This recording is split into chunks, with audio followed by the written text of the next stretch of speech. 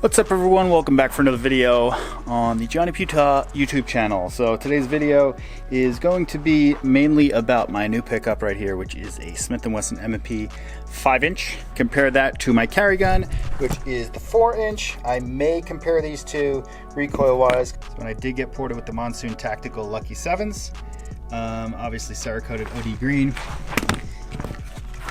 as opposed to this FDE,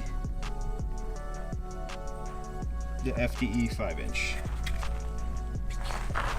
I am at my local range where I usually shoot USPSA. So I'm probably just gonna run a stage. I didn't bring enough targets for it. I only brought like 8 or 9 targets. This is about 14, so I'm just gonna pick which ones to not tack up. But I'm probably just gonna run a stage a couple times from concealment with both, just because. See how it goes, and just I guess we'll just kind of update as we go along.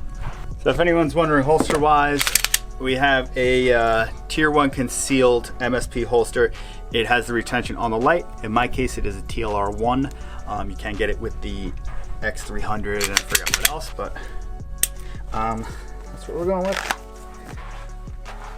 I don't know if it's kind of shady. I don't know if you can tell, but we do have the extended round. These are the Springer Precision plus 5 or something like that. 17 rounder. I only have it loaded to 20. I believe you could get some more in there, but that's where we're at. That's how we're looking. All right, so I don't know how this is gonna go. I'm gonna try to keep you guys in the shade as much as possible because it's about 105 degrees out right now.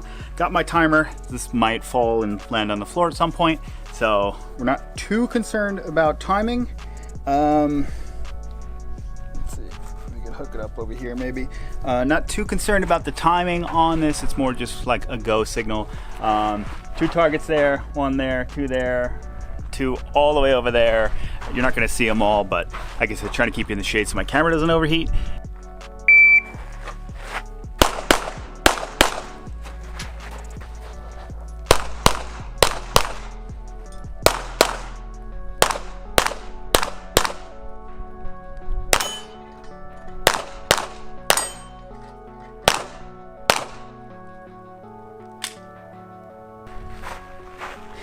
That was 20 shots, 1740. You're not gonna see that. I'll put the score and hit factor on the screen. That run was a 4.94 hit factor. All right, so that one was about 80, that was 86 points for a 4.9 whatever hit factor that I just said. This time around, gonna do the same exact one. I'm just gonna go faster. I'm just not gonna confirm my shots as much and see how that affects me, and then I may do one again after that with taking my time and trying to get all alphas.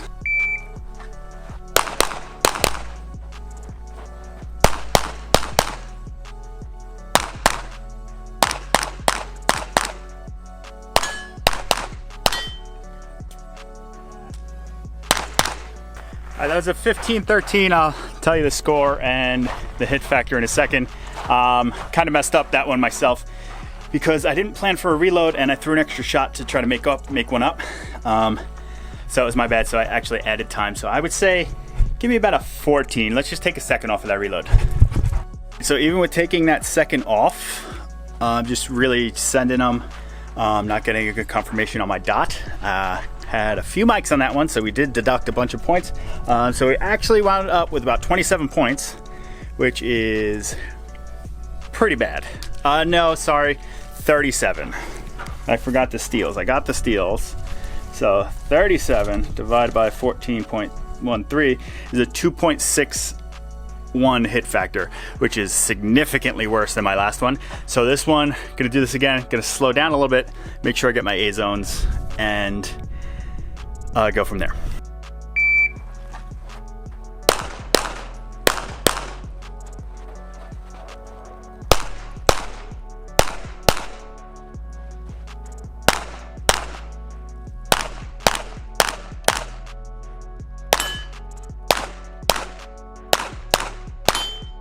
Did the reload thing again. Forgot to grab a reload midway, but that was a 23-29.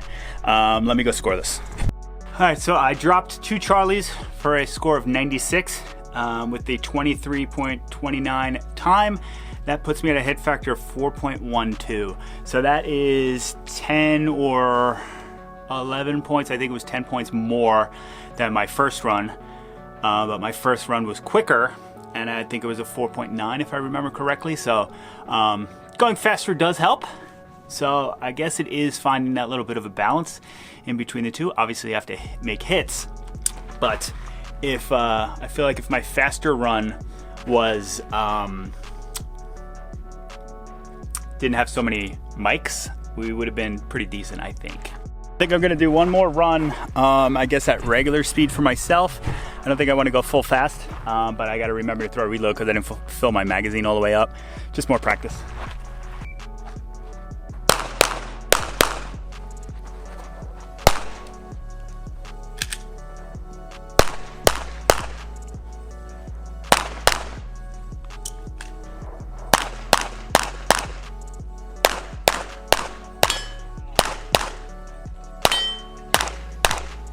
I think I had like a light primer strike or something, or it didn't seat around, but I can't find the empty one. That was a 2073. All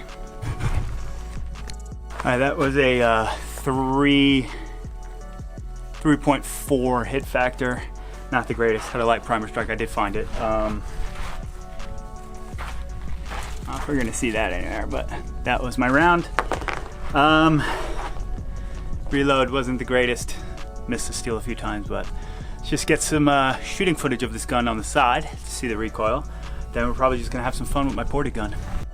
All right, just get some footage of recoil. Then we're just gonna do a round with my ported gun.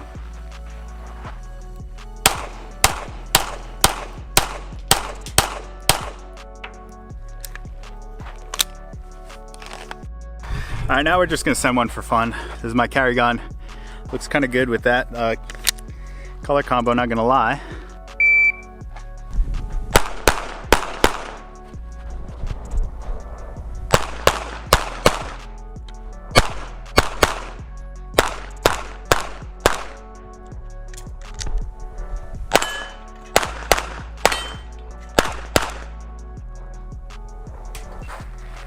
That was a 1736. Let's go score it.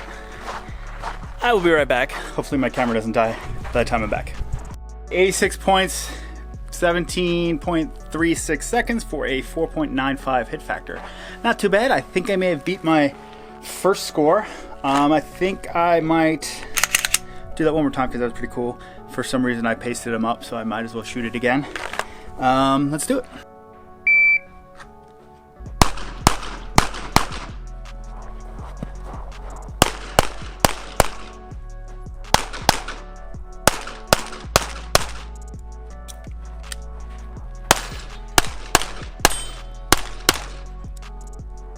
$16.26. Let's go score that one. All right, so that one I decided to change it up. I actually used the 5-inch for that because I figured if I'm gonna be using this gun for USPSA, I should probably shoot it a little bit more. 90 points with a 16.26 time for a 5.5 hit factor. That was pretty good. I'm happy with that. I think we're gonna end on the high note there with that one. This video, I don't know how it's gonna end up, but it's kind of just taking out my, that is hot. It is taking out my 5-inch M&P 2.0, my new to me. I bought this used from a friend. All he basically did was the silica carbide on the grip over here, which I could take it or leave it, doesn't matter to me. Apex trigger. The Springer Precision extended mag release I bought. Then it came with the Springer Precision base plates. I forget how much these are. I think they're +4 or something like that. But it takes a 17 round mag up to 20, 21-ish, depending on how hard you try. A couple other things came with the holster for the belt and whatnot.